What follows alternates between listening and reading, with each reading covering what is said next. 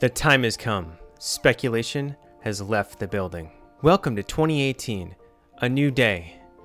The age of enlightenment for all mankind to embrace, where men and women alike will share the burden of what rides on the horizon. When time is just moments, from your perspective, thinking, believing, enduring, until the moment is finally upon us. MMOs are meaningless, and Brad McQuaid makes nothing that is meaningless. Through understanding, all you achieve is more questions. But through it all, every hardship and every breaching moment have resulted in your true reward. The moment you have been waiting for, you just didn't know it. The moment when speculation has finally become a reality with a little theory tossed on top. Ladies and gentlemen, Visionary Realms, the creators of Pantheon, Rise of the Fallen, have finally revealed what we can expect to see from combat and classes in the next MMO to reset the standard. In other words, welcome to Green Chat, where we're going to take a closer look at an upcoming MMO, Pantheon Rise of the Fallen. My name is Cleeze, and let's get started.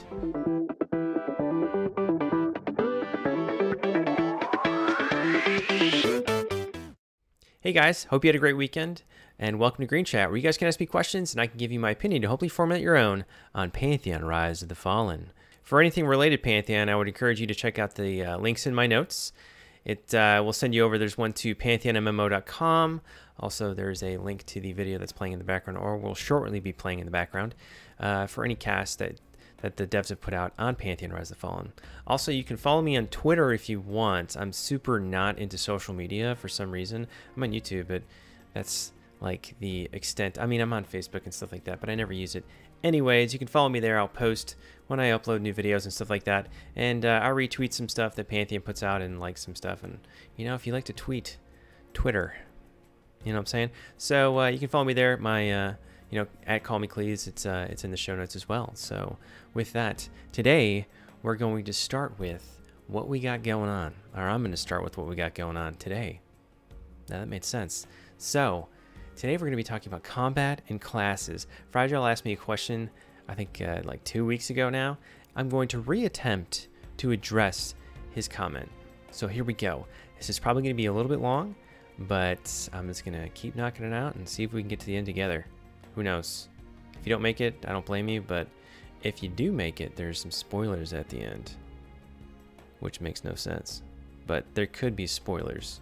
There might be. You might like them too. I don't know. We'll see. Who knows? All right. So let's step into it. So there was some interviews from PAX East. Chris Perkins, I thought, had a very interesting video that BazgrimTV had with him, and he's one of the main developers in Pantheon Rise of the Fallen. He's covers a bunch of different areas as far as development goes, which is pretty impressive, I think. But anyway, let's step into it. So I'm going to take some things he said and kind of just kind of play with those words and see where it goes. So he had mentioned that I felt like there was a lot of mention back to EverQuest, or back to refining something that is already in existence, kind of making something new or polishing something out. So it kind of feels like Pantheon Rise of the Fallen is going to be potentially a lot like, it seems like it's leaning more towards EverQuest, in my opinion, from what I've heard. And they're really just refining that down and fine-tuning it, and then putting some new features into it to really make it modernized and more of a today MMO with traditional, with a traditional stance. What does that have to do with combat and abilities? You got me, man. I'm trying to just cover the whole thing. That's why this is going to kind of be a little long. I'm going to start with the boring stuff, and then we'll move forward. One thing that Chris Perkins did mention was he's trying to capture that feeling again, was mentioned. And I felt like he was referencing EQ. They were talking about EQ, and then he broke out, and he said that's what we're trying to capture with Pantheon Rise of the Fallen, is that feeling again like you had an EQ, like that place where you felt like you belonged, or that place you felt like you could really embrace as like part of your life. I know that sounds really weird, but hopefully you'll take that at that. And if you've never played MMOs like that before, you know, maybe you can find a new place to hang out. Kind of like when you come home and you hang out near the hearth and you're like, and you have like a little cup of tea or something and you read a book. It's kind of like that, but an MMO, you know, it's nice. It's nice. It's nice and fluffy. Sometimes it's really not fluffy, and you know, it's terrible and you're being chased by dragons, but whatever. You know, not a big deal. Another interesting point about MMOs, which I found was really kind of interesting, is that they're kind of unique in the sense that when something new comes out in MMOs, usually the old stuff dies away. So with World of Warcraft especially, really started creating all those WoW killers, people trying to make that. But when you make an MMO, the old ones, granted some of them stick around and hang out, and that's fine. But the concepts die out. Everybody seems to kind of want to drive themselves towards this top of a pyramid, and they all slowly start to get similar. They might kind of cross-identify in some way or singularly identify, but for the most part, they tend to drop the baggage, so to speak, is what they think is the baggage, and try to move forward or advance the genre. But in that case, what's interesting with MMOs is that when you do that, or when somebody's very successful when they do that, they can potentially squash other MMOs off the market or from even existing. It's not like you can go play these anymore. You know, you can go pop, Super Mario Brothers into the Super Nintendo and you can play that, even today if you still got one. I mean, shoot, you can even do that through an emulator if you wanted to. But with MMOs, you really can't, unless a lot of people put really hard work into it to even make it possible, like Project 1999, for example. So I just wanted to give a little quick shout. There is a Pantheon wiki, and it covers a lot of the abilities, and it reminds me of a lot of EQ. I wanted to bring that up here because it's a place to check out if you're interested in any of your classes. And I think people kind of data mine through like the videos and when they pop the spellbook open for a second and stuff like that. And maybe some pre-alpha little guys put some info in there when they probably weren't supposed to. But hey, people do things. But just Google Pantheon wiki. I'll put a link to it in the notes below. But that's a place you can check out for any of the abilities and stuff like that. And it kind of, if you go through it, it will give you a resemblance of definitely EverQuest. It'll give you a feeling that that's potentially where they're going. Granted, we're still in pre-alpha, and I'm not saying they're making EverQuest and just spoofing it with graphics. It's just the foundation is EverQuest is what it looks like. Anyways, yeah, you can head over there to check that out. I recommend it, and you can look through classes and see pretty much anything anybody's grabbed on it. It's a really cool resource. So let's talk some abilities. It looks like what they're doing is, at least for right now in the pre-alpha, is they're really kind of going with what they did in EverQuest. I didn't play Vanguard that much, so maybe you guys can, if you have played it, kind of give me a slap in the face in the comments of, yeah, that was in Vanguard, bro. You Vanguardless man. I mean, I've Googled it, but it's hard to find stuff out there. Anyway, it kind of looked, everything I have Googled, it looked more like kind of trying to be like WoW-ish. But the abilities that I see, at least on Pantheon Wiki, is more relevant kind of to what EverQuest was. The way the abilities are kind of laid out. You get a couple abilities level 1, level 4. It looks like melee classes get abilities more frequently, but less at a time, and then casters get them less frequently, but more at a time kind of deal, which is kind of EQ-ish. And it also, interesting thing is what they're kind of doing here is kind of reminds me of Guild Wars a little bit, where you get abilities. You got a ton of abilities. You definitely will in Pantheon Rise of the Fallen have a ton of abilities, but you can only slot so many. And that goes for melee as well. It looks like that's what they're trying to do. And it's going to make a really interesting environment, especially with combat goes, where you have to select what you need to perform any type of engagement, which is pretty nifty. So, I mean, you might have at any given moment, at least when you get to higher levels, you might have 30 relevant abilities that are actually useful to you in any given situation, but you can only slot 8 or 10 of them for any given situation. Granted, you might get special gear or armor, which will increase your memorization slots or something like that, to the potential of allowing you to slot more, but that is yet to be seen. But it's likely, that seems pretty strong.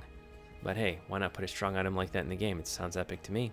Why not? Why not? But we'll see. So one major difference about Pantheon is your abilities won't really upgrade. So let's use an example of an ability. I'm just going to pick Overpower. It's probably not in the game, but it's probably in the game actually, Overpower, so common. But let's pick Overpower. If you get Overpower at level 4, you won't get like Overpower rank 10 or whatever at level 45. You'll just get Overpower at level 4, and then that's usually it. You can potentially boost that ability somehow if it's really awesome for you or part of your core as far as your class goes at such a low level, or maybe rank that spell up through some kind of like relation to a skill. For example, like you can tie certain spells to certain types of channeling, like conjuration or evocation, stuff like that. But yeah, so expect to have a gajillion spells and have to be able to manage that, especially in your spell or skill book. So let's jump into the mechanics of Pantheon Rise of the Fallen. Pantheon Rise of the Fallen is going to be a quadinity, which doesn't mean a identity crisis. It means it's going to have tanks, healers, damage dealers, and CCers. So not only just the 3, it's the 4. And you all know that, but hey, why not? So again, a lot of this information comes from Japa from his interviews at PAX East. But anyway, they're looking through combos. So not single classes, but through epic spells and abilities, pinging off one another in a group. So what that means is basically you'll have epic spells that will potentially affect other people in your group, and then somehow they'll be able to put into that spell as well if they have the right abilities to create an event. One thing I thought of was, this is not epic by any means, but maybe a rogue throws an oil slick down or something like that. I don't even know if rogues get oil slick, but you know, a mob runs through it, gets all oily, and then a mage shoots it with a fireball, and it's like super on fire now, relative to being just a little bit on fire. And also, they mentioned, or Chris mentioned, that they're not really looking for type of combos in a single class, like cast this fireball, cast that fireball, cast this, which opens that and lets you cast this, and then you final with this. And so they might do that with like an ability here or there, but I don't think they wanted to link too many abilities together to kind of give you like rotation paths, a lot like some games do. They wanted it to be open to your interpretation of how you wanted to play. Also, more on this soon. Chris Perkins, aka Japa, has promised us or mentioned that he would really like to do a more in-depth in the class review as far as that goes. Sometime later, he said the next month and a half. I would expect to see it, at least from the time of viewing this, at least in a month and a half to 2 months from today, which is April 15th. I'm recording this, but yeah, so expect that to come out soon. Again, I'll post another one of these videos when that happens. But to kind of recapitulate this point, for the most part, I would expect the foundation of combat to be or similar to EverQuest. It'd be slow-paced, but fast-paced at the same time. What I mean by that is you're constantly considering what you need to do in your head rather than constantly focusing on your rotation you're performing. So it's just a change in focus, which is very different for some people. Some people don't find it very engaging for the most part, but the way Brad's been talking, the way they all been talking really, and the way people that went to PAX have been talking that they really enjoyed it, I think you're going to really find it engaging just in a more relaxed setting. Like you're going to be more rewarded for your choices you make versus how quick you are at making those choices, but at the same time you have to make them fast too. So, and I know I've mentioned this before as far as like what you're thinking in your head and your rotations and all that stuff like that, but I really think the base of combat is going to be much like EQ, just kind of modernized, sped up a little bit, but with the same consequence as far as your choices go, which is usually very impactful as far as that game's concerned. And I think Pantheon is looking to embody that type of gameplay and make it more modern and enjoyable. Alright, so the waters are a little bit muddied here as far as combat goes and classes and mechanics and all that stuff I'm talking about here, because the way it's broken down, I didn't want to repeat myself, so I kind of just spread it throughout the entire video as far as to make it pointed at the area I'm talking at it in. So anyways, next we're moving on to classes, but it's not entirely classes. So one thing they did mention, which everybody probably knows by right now, is that Bard will be in at launch. That's what Chris Perkins said. So we'll expect to see that. And Bards and Enchanters are the only CCers. I thought that was pretty important or interesting. If you want to play a class that is very looked or sought after, Bard and Enchanter, give it a shot. It's a different type of play style, which I find really enjoyable, but see if you find it enjoyable. You might not like it, because if you screw up, like, the heat's on, because people are going to die if you're messing up, usually. Yeah, almost always. So enjoy those classes while you can. Another thing they went into was iconic abilities, which I thought was pretty interesting. And they went more into it, and I kind of like where they've taken it. I know before I was like, ugh, iconic abilities suck. I hate iconic abilities. But I actually like where they took it, and I like it now. I like it. They've turned me. I've swayed. So an iconic ability is supposed to be actually, it can typically be, I can speak really well to. Iconic abilities might not be so epic in scale, and they might be fairly mundane in some cases. For instance, Feign Death is the monk's iconic ability. But they do add flavor to the ability and to the class, and they give it its class identity. That's really the purpose of the iconic ability, especially in descriptions and in general. So another interesting thing is iconic abilities, they may not be the only class that possesses that ability. It's just iconic to that class. So like for instance, necromancers usually, or in the past in EverQuest, which again this is assembling EverQuest a lot, so I'd expect if it's an EverQuest it'll likely be possible in I was about to say Vanguard, in Pantheon Rise of the Fallen, but necromancers used to be able to feign death or cast a spell to feign death, and monks can feign death, and that was like their thing, is feign deathing to break up packs and stuff like that for pulling. So there'll be iconic ability in the game, feign death for monks, that might be carried over to other classes, and this may happen with other classes as well with their iconic abilities. But in every regard, it was mentioned that the potential or the potency of that ability will not match that of the player with the iconic ability. It'll just be there to a lesser extent on other classes. So I'm going to throw this in there. I had a question from Chris Grayler. He was like, yo, how are they going to stop people from feign death training and just, you know, pooping all over my group and destroying us? And they did mention they understand that FB is a very powerful tool and it can be used for griefing very powerfully, as they can just go in there and do that.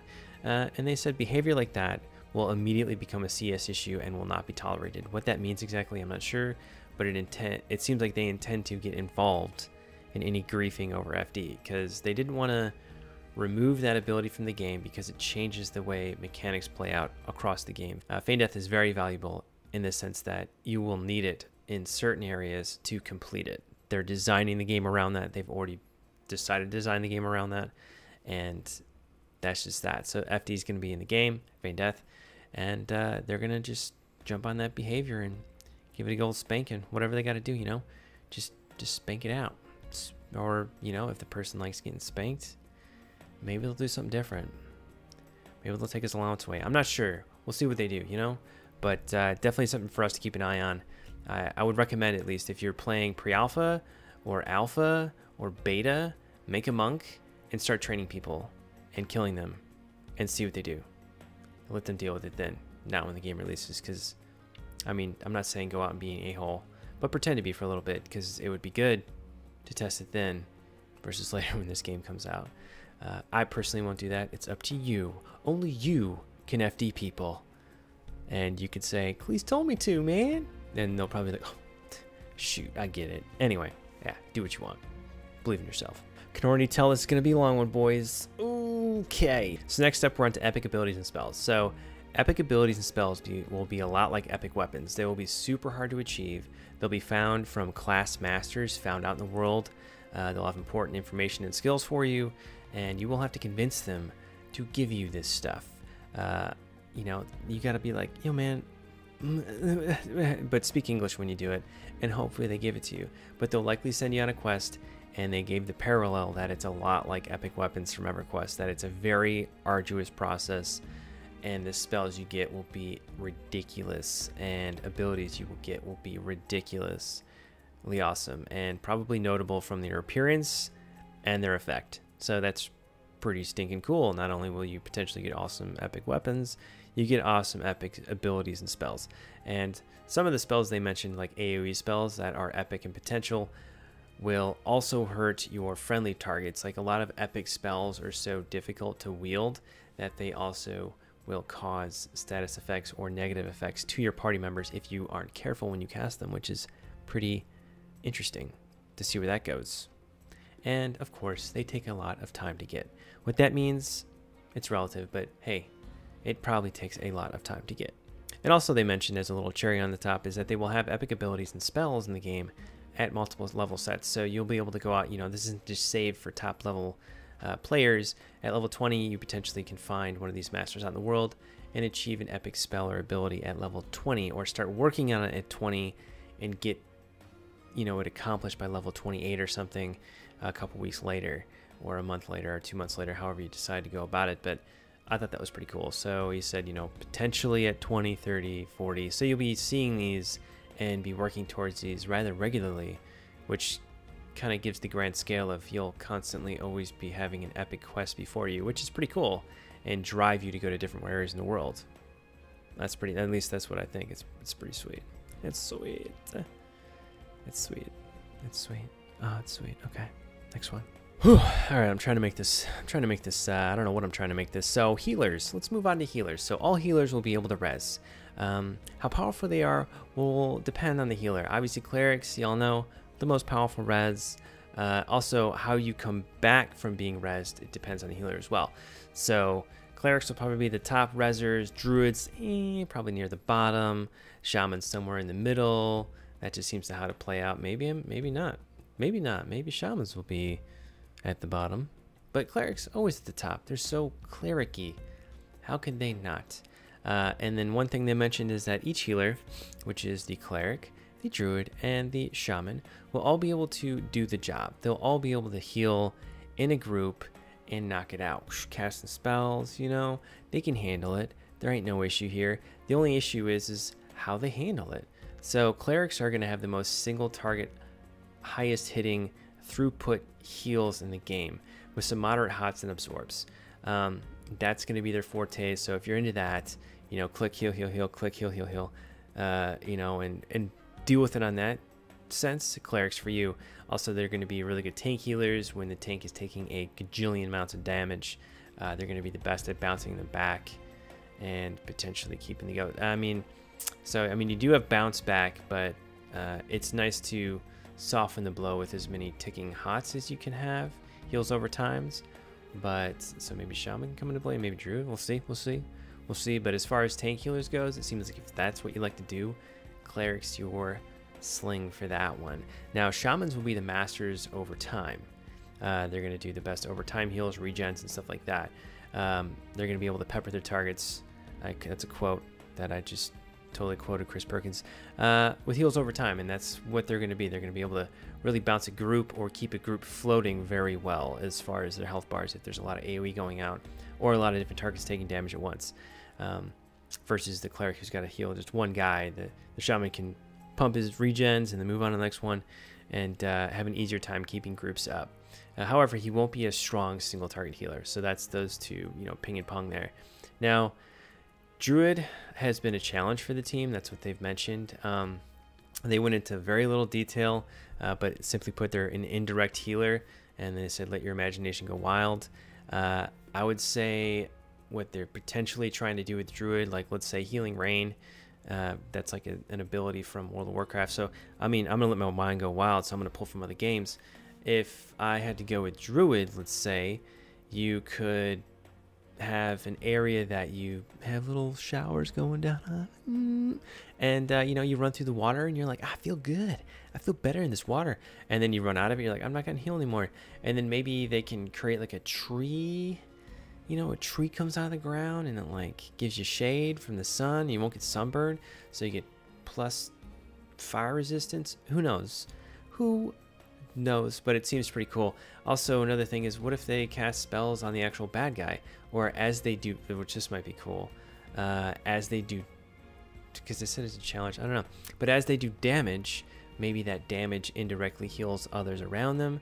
But they said every healer will be able to do the job. So what does that mean? Does that mean they have like supplemental kind of junky heals, and then as they do damage they heal the group or stuff like that? I don't know. And how could that affect that? I mean, why would if you shoot a bunch of bees at a bad guy, why would that make healing go out of him? Who knows? We'll see.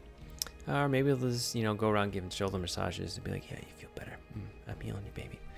Anyway, so that's the druid. Not much on them, but looks cool. I know a lot of people love playing druid, and just the idea of the druid seems really neat. And from the concepts of where they're taking these classes, I'm assuming the druid will be, you know, it looks pretty cool. I mean, I don't even know what it is, but it just feels like it's going to be cool because they're like, it's a challenge, we're going to make it cool. Anyway, let's move forward off the druid. So shamans, let's move on to the shamans. Everybody loves themselves a shaman. So shamans in Pantheon are ancestral, and they walk through every age at once. That's the way they describe them. So they can see the lineage of one person and pull traits out of his bloodline, so to speak. Either the strongest traits from his bloodline, kind of like Assassin's Creed, sort of, you know what I mean?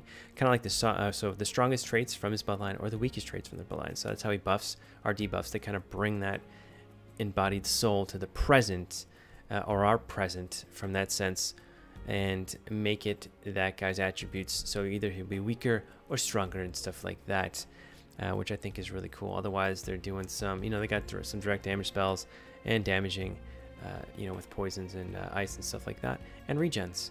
And that's ramen. That's ramen cool. I like how I just said ramen because it almost sounds like ramen noodles, but it doesn't matter. Doesn't matter, guys. Alright, I should totally break this into 2 videos, but I can't. I'm just going to keep going. Can't stop. So tank rolls. All 3 tanks will be able to do the roll effectively, which I thought was really neat. In past games, that has not been the case at all. So they're saying they really want Dire Lords, Paladins, and Warriors to all do the same job and be equally wanted. How are they going to achieve that? I don't know. That kind of sounds like wishful thinking to me, or like high hopes. But if they can do it, they can do it. Maybe they're just going to have 3 tanks, and you just like how they play, but they'll be like effectively the same as far as their ability to embrace damage in the face. I don't know. We'll see. Let's hope so. Anyways, moving on. Dire Lords will require to use edge weaponry, whatever that means. 2-handers, they'll be able to use that. 1-handers, but their weapon will need to be edged. And the reason that is they do this thing called bloodletting, which is a big part of what they do. And they can do that through dual wielding or 2-handed, like I said. It depends on the counter what they might want to do. So depending if they're going with 2-hander or dual wielding, that will be the reason, or that will drive the encounter will drive what they wield. And the player obviously making the right choice or the wrong choice and getting it done anyways because he's that amazing, you know. Put that int ring on, you strength wearer. But maybe they'll have intelligence too, who knows. But that's all we really know about Dire Lord. Dire Lord's still kind of in the you know, the shadowy realm of the background. But you know, that's what we got. So that's the Dire Lord. Moving on to Paladin. So Paladins were once clerics. They grew up as a cleric. And the cool thing about Paladins in Pantheon Rise of the Fallen is they're on a little tale of vengeance. They're out to destroy the Revenant. I guess the Revenant did something that was very not cool, and maybe the Revenant, you know, who knows what the Revenant did. Maybe the Revenant put some ice down his armor when he wasn't looking. I'm gonna stop trying to make Revenant jokes. So at least I didn't even put it in the video because I just tried for the past 10 minutes to make a Revenant's joke and I couldn't. So anyways, Paladins are on a vengeance story. But that's Paladins, so they will be devastating in combat versus undead, which is pretty cool. Yeah, that's to be expected. They'll be devastating in combat. Bam. Drop it like it's hot. Now, something that was interesting that happened is Chris mentioned stances. Like, he'll move into his stance versus the undead, because they didn't want to make Paladins overpowered versus the undead. More wanted than a warrior or dire lord. So he mentioned something of stances. Maybe it was a slip, maybe it wasn't. He said that Paladins go into a state they are in when it comes to versus undead.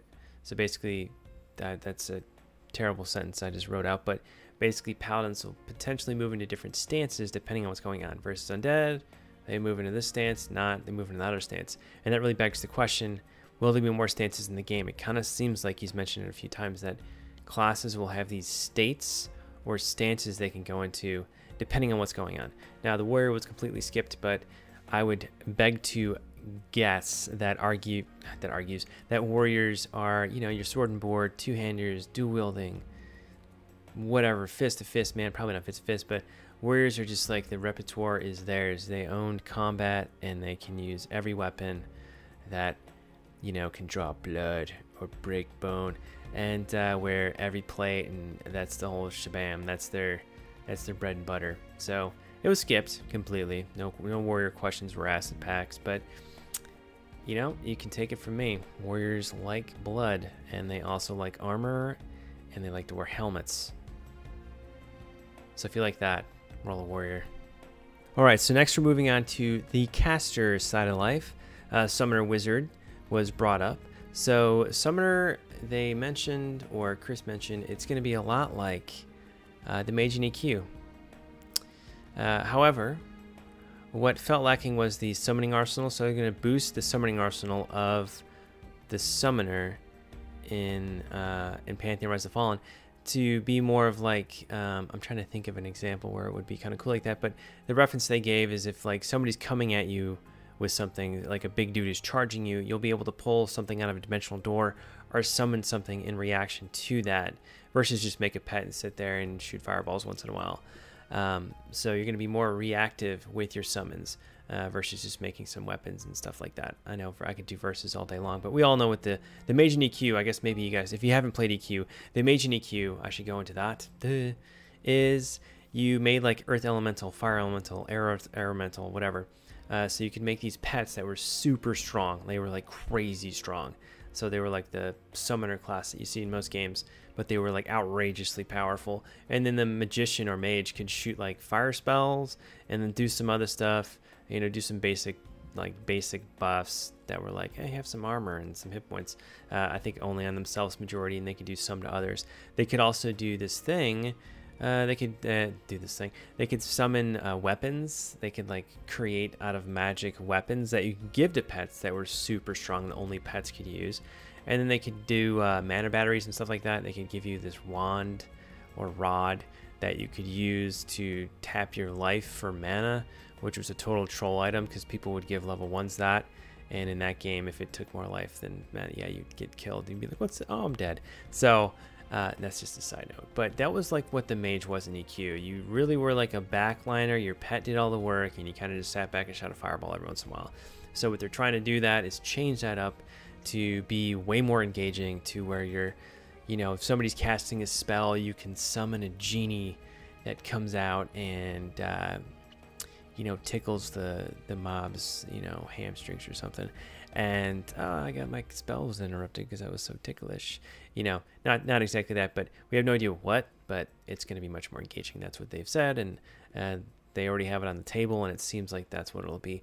Also, they're going to put a lot more work into pets, and they will be awesome, is what they said. They've put a lot of work into pets to making them look really cool, and you might have more of an affinity towards them, or, you know, you might really make some friends there with your digital pet, man. You gotta take care of it, maybe. Who knows? We'll see. So in any case, the summoner looks cool. That looks neat, and probably a lot of people are excited to hear that. So next up, we have wizards. Wizards are, you know, they're like the magical dudes. They have no pets. Their job is to deal damage, like raw, devastating, magical damage. Now, the issue that was or not the issue, but at EverQuest, the thing that kind of stunk about wizards was, not stunk, I don't know, if you're into it, you're into it, but they could cast super powerful spells that would rip threat, like no problem. So you had to be really careful. And then what ended up happening is, you know, they'd pull a mob and you would nuke like 80% of its life down, and it would die rather quickly. And you sit there and meditate through like the next pull, and then they'd pull the next one and you would attack that one. So like every other pull, not to say exactly like that, you could throw some stuff at it, but your spells are very mana costly and extremely devastating in EverQuest. So they want to carry over the devastation of your mana, your spell abilities, but they don't want you to feel like you need to sit around all the time, or they want to again make this class more engaging. They're not changing the wizard a whole lot, is what they mentioned, which makes me believe that they're pulling a lot from EQ as far as the amount of damage potential wizards can do as far as the change goes. But they're dealing with more control on how you deal your damage and when you deal your damage. How that actually plays out, I don't know, but they want to keep you more engaged in combat as it goes, because they're trying to make combat more engaging for all the classes. And they want the wizard to feel more meaningfully engaged from fight to fight. And one thing that they mentioned, which I thought was really cool, is the wizard potentially can boost his spells or increase his spell effects or do something cool, I'm not sure what, by actually using like momentum. So you'll be able to move when you cast certain spells in EverQuest. You'll be able to move when you cast certain spells in Pantheon Rise of the Fallen. They've mentioned that some spells require stationary casting, some spells you can move while you cast it. And let's say a fireball, if you move towards the target you're shooting with the fireball, they mentioned that it will increase the damage or do better than if you weren't moving. So you can almost use momentum to increase the gameplay, which I think is super interesting. So sticking with casters, they're also looking at burn times. So back in EQ, I can reference that there was something called burn times on raid mobs, or mobs in general, where when it would get to like 30%, you would start a burn, which you would just be blowing through your mana, doing as much damage as you humanly could, until either the mob was dead or you hit another % threshold. And you would do that to get through whatever phase of combat you were trying to get through. So they want to keep burn times in the game, but they want it to feel much more much more active and involved than it was in EQs. So usually casters would lay back before you hit the burn, and then when the burn would happen, they'd go crazy, and then after the burn, they'd lay back a little bit because they don't want to rip threat, and then they'd, you know, oh, it's almost dead, boom, let's rock and roll. So they're going to keep burns in the game. They're going to try to make them more engaging. I guess the time out of burn phases, or they're going to try to work on that to make it more engaging for casters. I didn't play a caster in EverQuest, so, but I mean, I've seen many of them do it. They were kind of just standing there. I'm like, why are they attacking? But now that makes sense. So, also, they have issues recuperating mana because some of these fights are going to go on for a long time. So they're going to work on the recoup of mana, have ways to get mana back during combat more efficiently than just buffs. So that would be player driven. Potentially the enchanter attacking would give mana back. That's one thing. That's just one example. Bards obviously can give mana back and stuff like that. But class interdependence, what if you don't have those classes? I think they want to make it so at least just the class itself will get more mana back. So yeah, they're going to keep burns in the game, and they're going to try to make the outside of burn more interesting for play. Another thing they said about casters is they'll be a lot more mobile than players are used to. So when they say statements like that, they'll be a lot more mobile than players are used to. I mean, I've played casters in other games, and they were pretty stinking mobile. The games they weren't mobile in was EverQuest. They were like, you know, everybody was just a turret pretty much if you were casting a spell.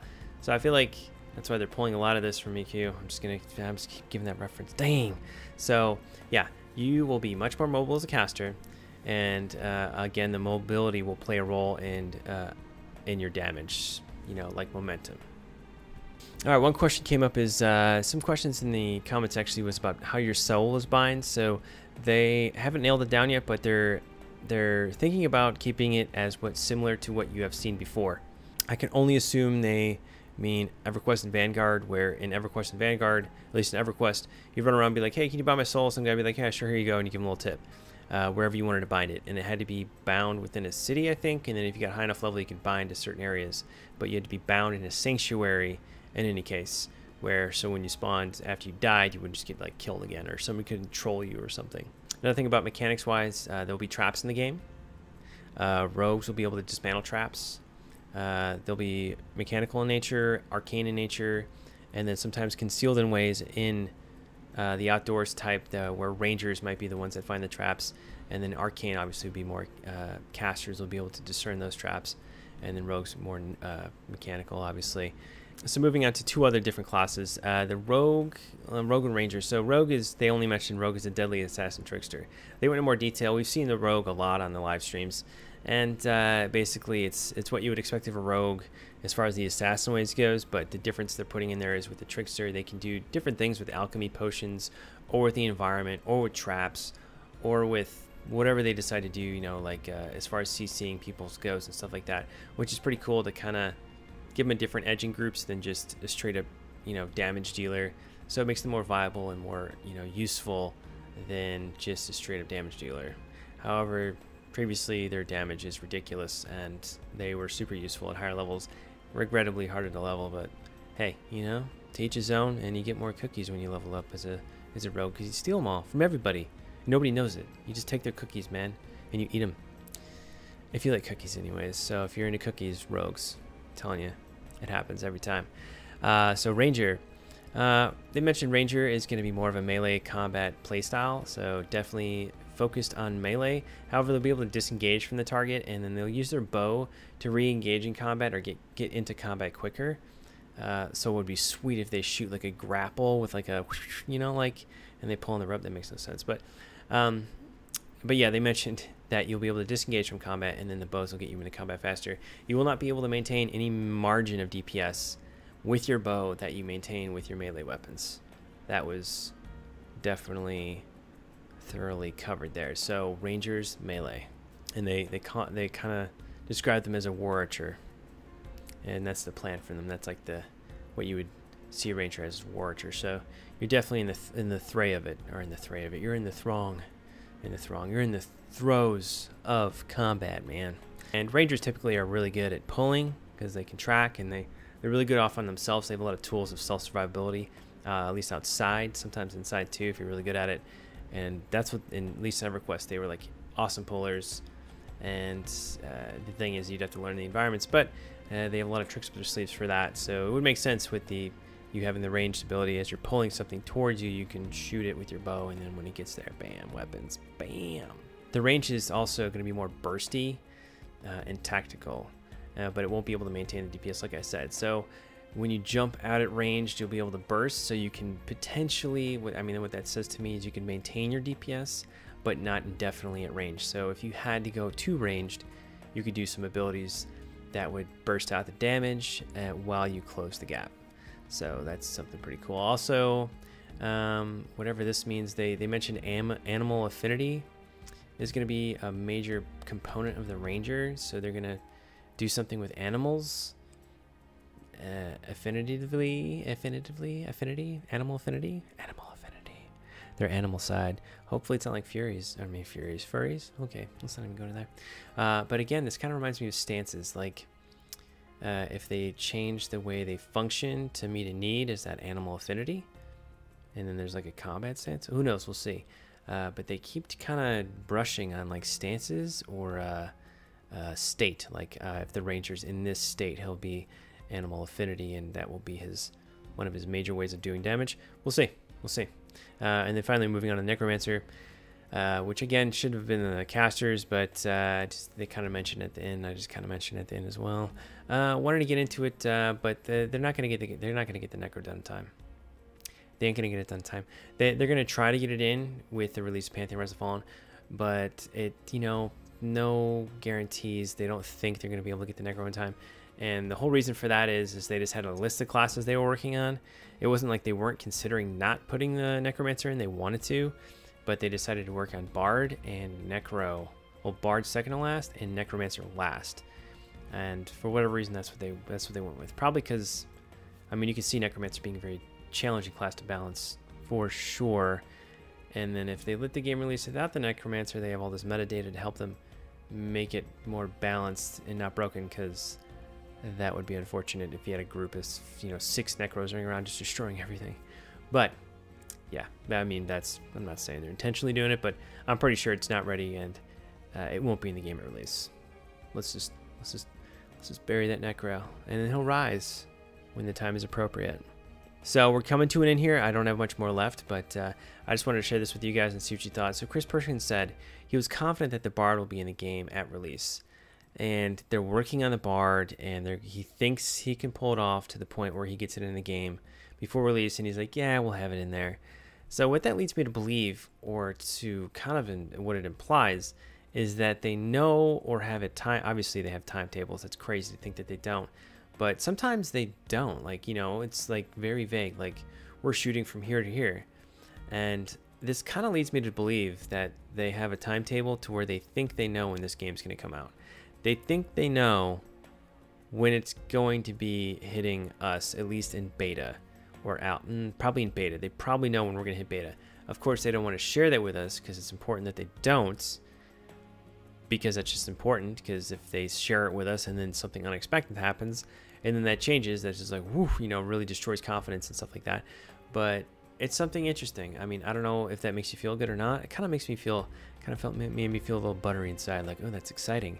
That they can see the end of the tunnel and know, like, yeah, when the game is released, we will have bards in it, which makes you feel like they know when the game's released. Stop talking about this, but bam. And the other thing was that I want to touch on again was stances. The paladin, the ranger. I don't know if you mentioned with the rogue or not, but basically that there might be these states that characters can go into, or stances to change the way they function a little bit given the circumstance, which is interesting to think about, and we'll see more on that. Maybe they won't have stances, maybe they will, or states, not necessarily stances, but states. Oh shoot, sorry. Forgive me. But a different type of states that characters can go into to deal with the environment might be really cool. Maybe you get like some kind of epic ability that gives you this stance, which would be nifty. Oh man, I can't believe it. I skipped over colored mana. Holy cow. Wow, I skipped over color. Okay, this is the spoiler. Colored mana. Now, those other two things are the spoilers. But yeah, also you're going to have colored mana in the game. I got to get everything covered here. So, you're going to have like a base color in the game. I know you guys have probably seen this a little bit. It's not too crazy depthy, but yeah, let's say a cleric has white mana, you know, like healing, white mana. And then you can go to certain areas and get different resources to fill up a different mana bar on your character. So you can collect mana, for example. Let's say a cleric collects like red mana. He can have certain spells that are like subsect out of his other spells. I'm really like generalizing this right now, but basically you'll be able to cast spells that require 2 colors of mana that are unique or powerful in their own way, and it will kind of give your character a different bit of a flair. How you exactly get the other mana is not entirely rounded out right now, but you will 100% have colored mana. So each class, you know, has its own color, and then if you mix certain colors, you can cast different types of spells that you get. And epic spells 100% will likely utilize colored mana, stuff like that. Difficult spells to cast will involve colored mana that is not of your class's color, so you'll require 2 different resources of mana to cast some really nifty spells. I hope I'm even wording that right, but we'll see. So that, I think, covers it. I can't believe I forgot colored mana, but well, hopefully that covers it. So guys, thanks for sticking out this far. If you're still here, I mean, I'd really be surprised. I feel like this is going to be a super long video, but hey, you know, sometimes you just got to get it done and get it done. So if you guys liked what you saw, consider liking and subscribing to not only make me feel better, but to get notified of any future content that I release. If you have any questions for me, go ahead and leave them in the comments below, and I will address them when I can. I've been super busy lately. I have this week off, but you know, sometimes I get to them on Friday, sometimes I don't. Sometimes just give you a thumbs up. It's a cool comment. So I really appreciate that, guys. You guys have really been giving me lots of comments, and I really enjoy it. And I want to say thank you. And you're the best. You guys are the best. You're the best. To just continue making this weird, thanks again, guys, for watching. And I'll see you again really soon.